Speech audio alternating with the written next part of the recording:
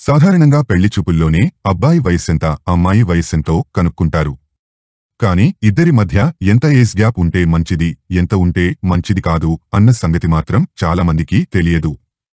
పెళ్లి ఒక పవిత్రమైన బంధం. ఒక్కసారి ఇద్దరికీ ముడిపడితే ఇక జీవితాంతం తోడు నీడగా ఉంటారు.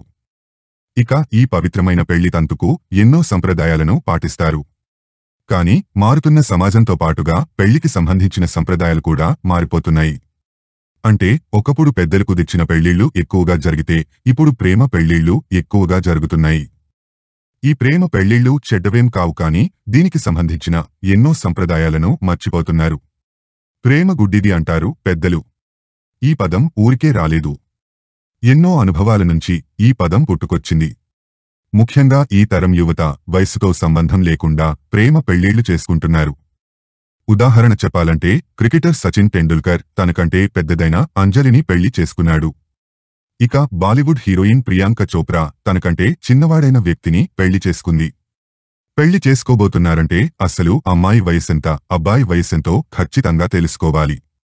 అలాగే వారి మధ్య ఖచ్చితంగా ఏజ్ గ్యాప్ ఉండాలి.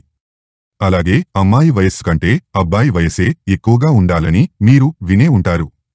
కాని ఈ ఇద్దరి మధ్య ఎంత ఏజ్ గ్యాప్ ఉండాలో మాత్రం ఎవరూ చెప్పరు. నిపుణుల ప్రకారం భార్యాభర్తల మధ్య ఎంత ఏజ్ గ్యాప్ ఉండాలో ఇప్పుడు తెలుసుకుందాం. సాధారణంగా భార్యాభర్తల మధ్య 5 నుంచి 7 ఏళ్ల మధ్య ఏజ్ గ్యాప్ ఉండాలని నిపుణులు అంటారు. దీనిపై ఎన్నో పరిశోధనలు కూడా జరిగాయి. స్త్రీ పురుషుల ఆలోచనా విధానంలో చాలా తేడా ఉంటుందని ఓ అధ్యయనం వెల్లడిస్తోంది. అలాగే ఇద్దరి మధ్య చాలా కేరింగ్ కూడా ఉంటుందట. అలాగే ఒకరినొకరు ఎలా జాగ్రత్తగా చూసుకోవాలో కూడా తెలుస్తుందట. భార్యాభర్తల మధ్య ఏజ్ గ్యాప్ విడాకుల ప్రమాదాన్ని 3% పెంచుతుందని పలు అధ్యయనాలు వెల్లడిస్తున్నాయి.